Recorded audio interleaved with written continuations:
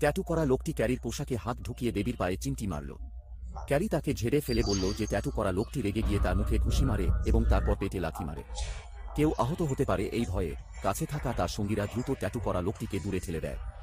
লোকটির সহিংসতার কারণে ক্যারির যে ক্ষতটি সেলাই করা হয়েছিল তা তার শিং দিয়ে লাথি মেরে ছিঁড়ে ফেলা হয়েছিল এবং তার পেটে জোর করে প্রবেশ করানো নীল পাউডারটিও তার শরীরে প্রবাহিত হয়েছিল।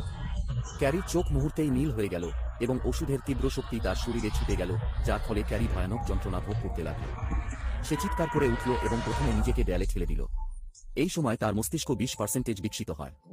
ঘুম থেকে ওঠার পর ক্যারি অস্বাভাবিকভাবে শান্ত ছিল, যেন সে অন্য একজন মানুষে পরিণত হয়েছে। এই সময় আরেকজন লোক ভেতরে ঢুকল। তার অশ্লীল চোখ দেখে বোঝা যাচ্ছে যে সেও দেবীর পায়ে চিমটি দিতে চায়।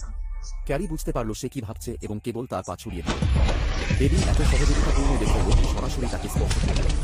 এই মুহূর্তে ক্যারি ব্ল্যাক উইডোর দখলে থাকা একজন ব্ল্যাক উইডোর মতো ছিল এবং তাকে কয়েকবার গুলি করা হয়েছিল।